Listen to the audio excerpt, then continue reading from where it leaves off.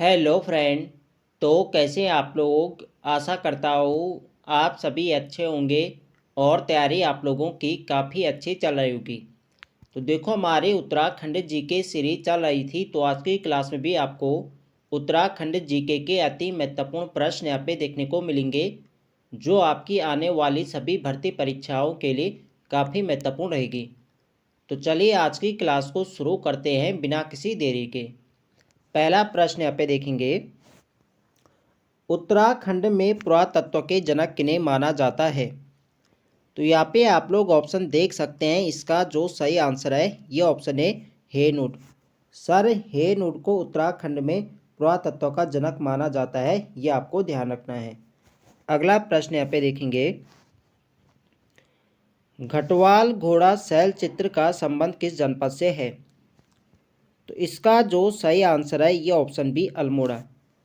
घटवाल शैल चित्र का संबंध अल्मोड़ा जनपद से है और यहाँ से सींगों का मुखौटा पहना हुआ आदमी का यहाँ से शैल चित्र प्राप्त हुआ है, ये आपको ध्यान रखना है। पूछा जाएगा कि सींगों का मुखौटा पहना हुआ आदमी का शैल चित्र किस स्थान से मिला था, तो ये मिला था घटवाल घोड़ा से, ये आपको ध्यान रखना है। अगला प्रश्न यहाँ पे देखेंगे, उत्तराखंड में पुरातत्व की दिशा को आगे बढ़ाने का श्रेय किन्हें जाता है। तो इसका जो सही आंसर होगा ये होगा ऑप्शन डी उपयुक्त सभी। उत्तराखंड में पुरातत्व की दिशा को आगे बढ़ाने का जो श्रेय जाता है ये जाता है यशवंत सिंह कठोच, यशोधर मठपाल, शिव प्रसाद डबराल। तो इन सभी को जाता है, तो सही आंसर होगा ऑप्शन डी उपयुक्त सभी। अगला प्रश्न देखेंगे, 1856 ईस्वी में देवीधुरा से महापाषाणकालीन पुरावशेषों की खोज किसके द्वारा की गई। 1856 ईस्वी में देवीधुरा से महापाषाणकालीन पुरावशेषों की जो खोज करी थी ये करी थी हेनूड ने। ऑप्शन सी यहाँ पे सही आंसर है।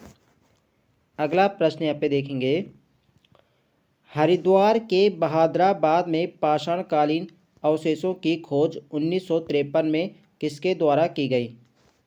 तो इसका जो सही आंसर है ये ऑप्शन है यज्ञदत्त शर्मा। हरिद्वार के बहादुराबाद में पाषाणकालीन अवशेषों की खोज वर्ष 1953 में यज्ञदत्त शर्मा के द्वारा की गई थी, ये आपको ध्यान रखना है, इम्पोर्टेंट रहेगा परीक्षा की दृष्टि से। अगला प्रश्न देखेंगे, रामगंगा घाटी में पाषाणकालीन अवशेषों की खोज किसने की थी। तो इसका जो सही आंसर है ये ऑप्शन बी यशोधर मठपाल। रामगंगा घाटी में पाषाणकालीन अवशेषों की खोज यशोधर मठपाल के द्वारा की गई थी। ऑप्शन बी यहाँ पे सही आंसर है। अगला प्रश्न देखेंगे, मंगोली शैल चित्र का संबंध किस जनपद से है। इसका जो सही आंसर है ये ऑप्शन सी नैनीताल। नैनीताल जनपद से संबंध है मंगोली शैल चित्र का, ये आपको ध्यान रखना है।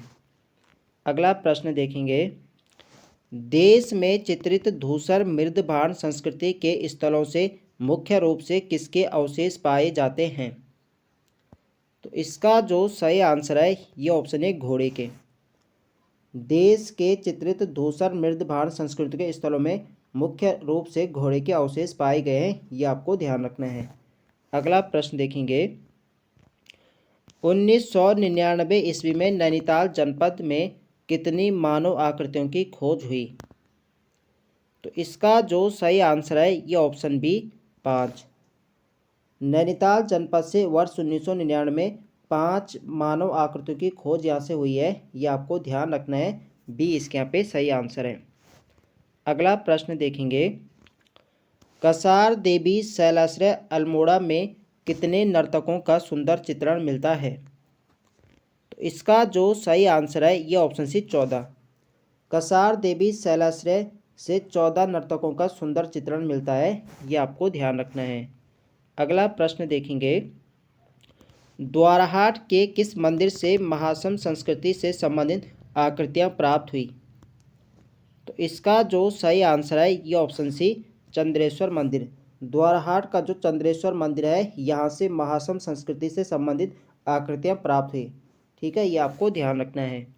अगला प्रश्न देखेंगे, महासम संस्कृति से संबंधित आकृतियों की खोज 1877 ईस्वी में किसके द्वारा की गई थी। तो इसका जो सही आंसर है ये option B Rivett Carnac. Rivett Carnac के द्वारा महासन संस्कृति से संबंधित आकृतियों की खोज 1877 में की गई थी। ये आपको ध्यान रखना है। ऑप्शन बी इसके यहाँ पे सही आंसर है। अगला प्रश्न यहाँ पे देखेंगे, द्वाराहाट के चंद्रेश्वर मंदिर से लगभग कितने कप मार्क्स प्राप्त हुए।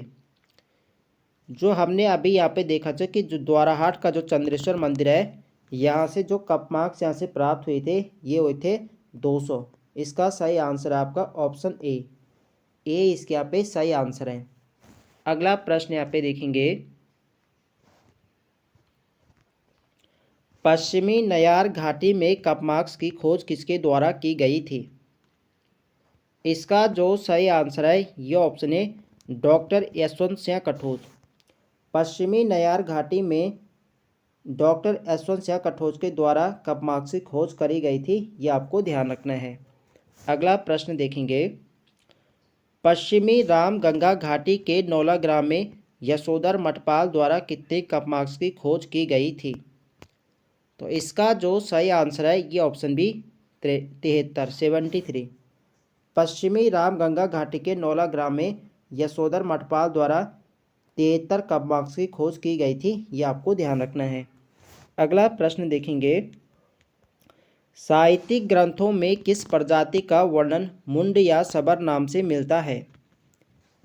तो साहित्यिक ग्रंथों में किस जाति का वर्णन मुंड या सबर नाम से मिलता है। तो ये मिलता है कोल प्रजाति का मिलता है। ऑप्शन बी यहाँ पे सही आंसर है। देखो फ्रेंड्स, सभी प्रश्न यहाँ पे प्रीवियस ईयर प्रश्न है जो किसी न किसी एग्जाम में पूछे जा चुके हैं। तो वीडियो पसंद आ रही तो फ्रेंड्स वीडियो को लाइक करें, शेयर करें और जो लोग चैनल पर नए हैं चैनल को सब्सक्राइब करें। अगला प्रश्न यहाँ पे देखेंगे, उत्तराखंड राज्य में आने वाली प्रथम प्रजाति समूह किसे माना जाता है। तो इसका जो सही आंसर है ये ऑप्शन ए कोल प्रजाति को उत्तराखंड राज्य में आने वाली प्रथम प्रजाति समूह माना जाता है। ये आपको ध्यान रखना है। और इस प्रजाति को क्या जाना जाता है, मुंड या सबर नाम से भी जाना जाता है। ये आपको ध्यान रखना है। अगला प्रश्न यहाँ पे देखेंगे, नाग पूजा के साथ साथ लिंग पूजा किस प्रजाति द्वारा की जाती है। तो इसका जो सही आंसर है ये ऑप्शन सी कोल प्रजाति। नाग पूजा के साथ साथ लिंग पूजा जो प्रजाति द्वारा की जाती है ये की जाती है कोल प्रजाति के द्वारा। ये आपको ध्यान रखना है। अगला प्रश्न यहाँ पे देखेंगे, कोल या मुंड को हिमालय क्षेत्र अथवा भारत की प्राचीनतम जाति किसने माना है। तो इसका जो सही आंसर है ये ऑप्शन है शिव प्रसाद डबराल। शिव प्रसाद डबराल कोल प्रजाति को हिमालय क्षेत्र अथवा भारत की प्राचीनतम जाति मानते हैं। ये आपको ध्यान रखना है। अगला प्रश्न यहाँ पे देखेंगे, कुमार कुमारी प्रथा किस प्रजाति में प्रचलित है। तो कुमार कुमारी जो प्रथा है ये प्रचलित है आपके कोल प्रजाति में। ऑप्शन बी यहाँ पे सही आंसर है। आपको ध्यान रखना है, नाग पूजा के साथ साथ लिंग पूजा किस प्रजाति द्वारा की जाती है। तो ये की जाती है कोल प्रजाति के द्वारा। और कुमार कुमारी प्रथा भी जो प्रचलित है ये अब आपकी कोल प्रजाति में देखने को मिलती है। ये आपको ध्यान रखना है। अगला प्रश्न देखेंगे, ऐतिहासिक वर्णों के अनुसार दिखने में कुरूप एवं भद्दी किस प्रजाति को बताया गया। तो कौन सी प्रजाति दिखने में कुरूप व भद्दी है। तो ये आपकी है कोल प्रजाति। इसका सही आंसर है आपका ऑप्शन सी यहाँ पे सही आंसर है। कोल प्रजाति में दिखने में कुरूप व भद्दी दिखाई देती है। ये आपको ध्यान रखना है। अगला प्रश्न है हमारा, किस पुराण में किरातों को भिल कहा गया है। तो इसका जो सही आंसर है ये आपका ऑप्शन ए स्कंद पुराण। स्कंद पुराण में किरातों को भिल कहा गया है। ऑप्शन यहाँ पे सही आंसर है। अगला प्रश्न यहाँ पे देखेंगे, कोल प्रजाति के बाद उत्तराखंड में किस प्रजाति का आधिपत्य हुआ। देखो सबसे पहले तो उत्तराखंड में कोल प्रजाति आती है, उसके बाद आपकी आती है, पहले आपकी कोल आती है, उसके बाद आता है किरात और उसके बाद आते हैं खस। ये क्रम भी आपको ध्यान रखना है। क्रम भी पूछा जाता है कि पहले कौन आया था। पहले आए थे कोल, उसके बाद किरात और उसके बाद खस। ये आपको ध्यान रखना है। तो इस प्रश्न का सही आंसर क्या होगा, ये होगा यहाँ पे ऑप्शन डी किरात। यहाँ पे पूछा जा रहा है कि कोल के बाद उत्तराखंड में किस प्रजाति का आधिपत्य होता है, जो आता है किरातों का। अगला प्रश्न देखेंगे, असंगत युग्म का चयन करें। मुंडा भाषा या बोली किरात प्रजाति। तो मुंडा भाषा या बोली, जो देखो किरातों की जो भाषा है ये क्या है, मुंडा भाषा या बोली है, ठीक है। तो ये तो यहाँ पे क्या है, बिल्कुल सही है। देखो जो हमने इससे पहले देखा था कि मुंड या सबर नाम से जाना जाता है, तो मुंड या सबर नाम से तो क्या कोल प्रजाति को जाना जाता है, लेकिन यहाँ पे भाषा की बात हो रही है कि मुंडा भाषा या बोली देखने को मिलती है, तो ये देखने को मिलते हैं किरात प्रजाति में। भ्रमणकारी पशुपालक आखेटक। तो भ्रमणकारी पशुपालक आखेटक ये भी किरात प्रजाति में देखने को मिलता है, ये इसका भी क्या है, बिल्कुल सही है। किन्नर या कीर कहा जाता है खस प्रजाति को। देखो किन्नर या कीर जो है खस प्रजाति नहीं बल्कि क्या है, किरात प्रजाति को ही कहा जाता है, ये आपको ध्यान रखना है। तो सी वाला यहाँ पे क्या असंगत दे रखा है, तो सी इसका यहाँ पे सही आंसर हो जाएगा। बाकी ए बी आपका सही है, सी वाला क्या है, गलत है। अगला प्रश्न देखेंगे, कुंती पुत्र अर्जुन के साथ किरातों का युद्ध किस स्थान पर हुआ था। तो कुंती पुत्र अर्जुन के साथ किरातों का युद्ध ये होता आपका बिल्लव केदार में, ऑप्शन बी यहाँ पे सही आंसर है। अगला प्रश्न देखेंगे, सनड़ा एवं बसेड़ी ग्राम से सावधान कहाँ प्राप्त हुए हैं। तो सनड़ा एवं बसेड़ी ग्राम से जो सावधान प्राप्त हुए हैं ये आपके कहाँ है, ये आपके अल्मोड़ा जनपद में। इसका सही आंसर है आपका ऑप्शन बी। यहाँ से किसने यहाँ से प्राप्त किए थे, तो ये किए थे सावधान यशोधर मठपाल ने, ये भी आपको ध्यान रखना है। अगला प्रश्न यहाँ पे देखेंगे, किस प्रागैतिहासिक स्थल से हत्यायुक्त कुतुब पर मोनाल का चित्र प्राप्त हुआ। तो इसका जो सही आंसर है ये आपका है ऑप्शन सी, मलारी गांव चमोली। मलारी से हत्यायुक्त पर क्या है, मोनाल का चित्र बना हुआ था, ये आपको ध्यान रखना है। और किस काल का है, यह है प्रागैतिहासिक काल का, ये आपको ध्यान रखना है। अगला प्रश्न देखेंगे, निम्न में से कौन सा कथन असत्य है। तो यहाँ पे आप लोग ऑप्शन देख सकते हैं, लाखों गुफा सुयाल नदी के तट पर स्थित है, तो बिल्कुल सही। जो लाखों गुफा है ये आपके अल्मोड़ा में सुयाल नदी के तट पर है, बिल्कुल सही है। ग्वारखा गुफा अलकनंदा नदी के तट पर है, तो ये भी बिल्कुल सही। ग्वारखा गुफा आपके चमोली में है और यह अलकनंदा नदी के तट पर है, ये भी बिल्कुल सही है। किमनी गांव पिंडा नदी के तट पर है, ये भी बिल्कुल सही है। किमनी गांव के पिंडा नदी के तट पर आपके चमोली में, ये भी बिल्कुल सही है। हुडली गांव आपके मंदाकिनी नदी के तट पर। हुडली आपके मंदाकिनी नहीं बल्कि क्या है, यमुना नदी के तट पर है उत्तरकाशी में। तो डी वाले यहाँ पे गलत दे रखा है, तो डी इसके यहाँ पे सही आंसर हो जाएगा। अगला प्रश्न देखेंगे, निम्न में से सुमेलित नहीं है। तो यहाँ पे आप लोग देख सकते हैं वनकोट। तो वनकोट आपके पिथौरागढ़ में बिल्कुल सही है। फल सीमा आपके अल्मोड़ा में, ये भी बिल्कुल सही है। पेटसाल नैनीताल, देखो पेटसाल नैनीताल नहीं बल्कि कहाँ है, ये भी आपके कहाँ है, अल्मोड़ा जनपद में है। पेटसाल की खोज किसने करी थी, तो ये करी थी आपके यशोधर मठपाल ने 1990 में, ये आपको ध्यान रखना है। और हुडली आपके कहाँ है, तो हुडली आपके उत्तरकाशी में, ये भी बिल्कुल सही है। तो पहला ए सही है, बी सही है, सी यहाँ पे गलत है, डी भी क्या है, सही है। तो सी वाला क्या यहाँ पे गलत दे रखा है, तो सी इसका यहाँ पे सही आंसर हो जाएगा। अगला प्रश्न देखेंगे, लाखों गुफा अल्मोड़ा के चित्रों की तुलना भीमबेटका से की जाती है। भीमबेटका किस राज्य में स्थित है। देखो जो लाखों गुफा है ये आपके कहाँ है, अल्मोड़ा जनपद में है। और जो यहाँ से शैल चित्रांश से प्राप्त हुई है इनकी तुलना भीमबेटका से की जाती है। भीमबेटका एक प्राग ऐतिहासिक गुफा है और यहाँ से जो शैल चित्र मिले हैं ये आपके किस काल के हैं, प्राग ऐतिहासिक काल के हैं। तो भीमबेटका आपके किस राज्य में है, तो राज्य बताना है, तो आपके मध्य प्रदेश में है, ऑप्शन सी यहाँ पे सही आंसर है। अगला प्रश्न यहाँ पे देखेंगे,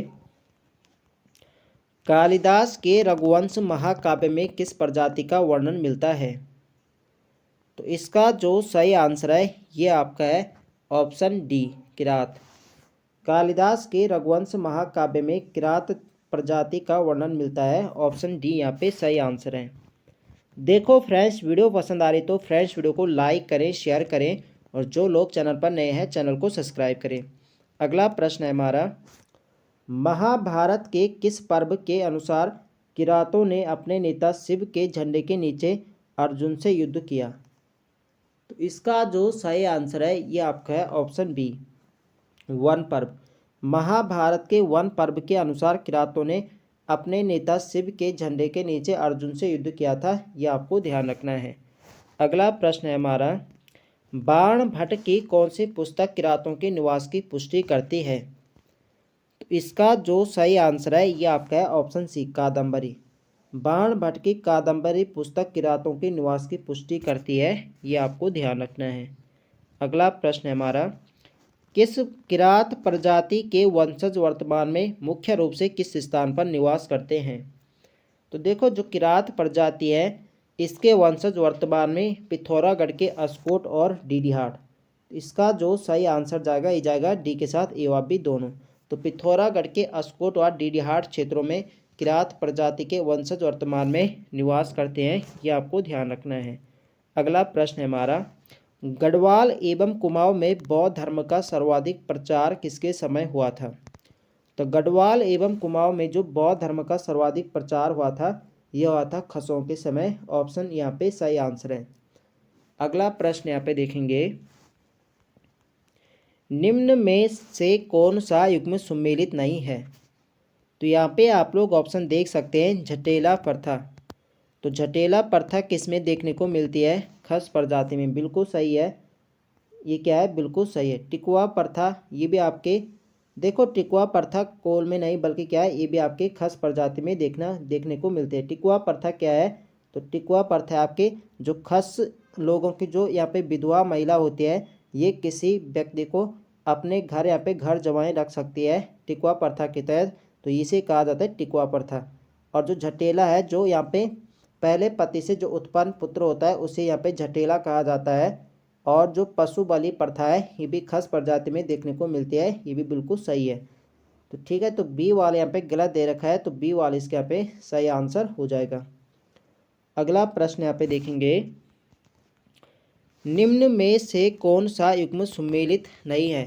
तो यहाँ पे क्या रिपीट हो गया शायद, हाँ रिपीट हो गया है। अगला प्रश्न यहाँ पे देखेंगे, घर जवाई रखने की प्रथा किस प्रजाति में प्रचलित है? तो घर जवाई रखने की जो प्रथा प्रचलित है ये आपके खसों में। ऑप्शन डी यहाँ पे सही आंसर हो जाएगा।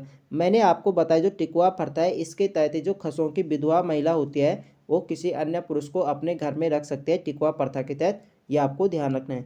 तो घर जवाई रखने की प्रथा खसों में देखने को मिलती है, ये आपको ध्यान रखना है।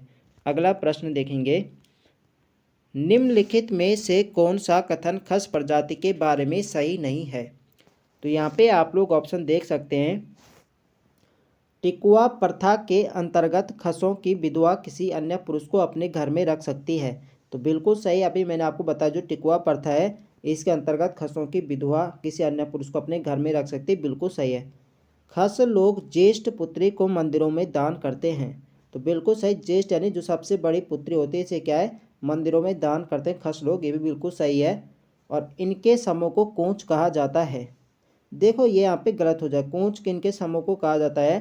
तो ये कहा जाता है भोटांतिक, जो भोटिया जनजाति होते हैं इनके समूह को कोंच कहा जाता है। तो ये वाला स्टेटमेंट यहाँ पे गलत है। तो यहाँ पे कौन सा सही नहीं है? तो सी वाला यहाँ पे सही नहीं है। अगला प्रश्न देखेंगे, खस स्त्री द्वारा अन्य व्यक्ति से विवाह करने के उपरांत पहले पति से उत्पन्न पुत्र को क्या कहा जाता है? तो मैंने आपको बताया था अभी कि जो पहले पति से जो उत्पन्न पुत्र होता है इसे खस प्रजाति में झटेला कहा जाता है। इसका सही आंसर जाएगा ए। अगला प्रश्न देखेंगे,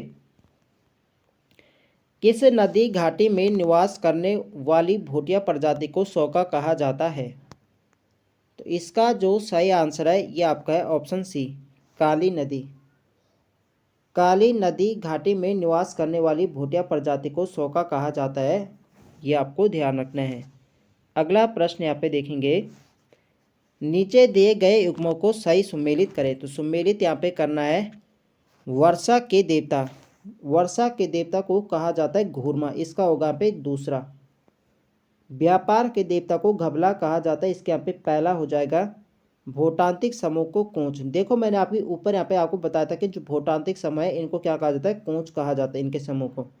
और भोटियों में बिरादरी का सूचक क्या होता है, तो इसे होता है राठ। इसके यहाँ पे तीसरा हो जाएगा 4 और 3, यानी दूसरा, पहला, चौथा और तीसरा। तो 2 1 4 3 यहाँ पे सीक्वेंस बन रहा है 2 1 4 3। तो 2 1 4 3 किस ऑप्शन में है, ये आपका ऑप्शन ए में, ऑप्शन ए यहाँ पे सही आंसर हो जाएगा। अगला प्रश्न यहाँ पे देखेंगे। तो आज के लिए यहाँ पे इतने प्रश्न है। तो आई होप आप सभी को वीडियो पसंद आए तो फ्रेंड्स वीडियो को लाइक करें, शेयर करें, और जो लोग चैनल पर नए हैं चैनल को सब्सक्राइब करें। मिलते हैं नेक्स्ट वीडियो में, तब तक के लिए जय हिंद दोस्तों।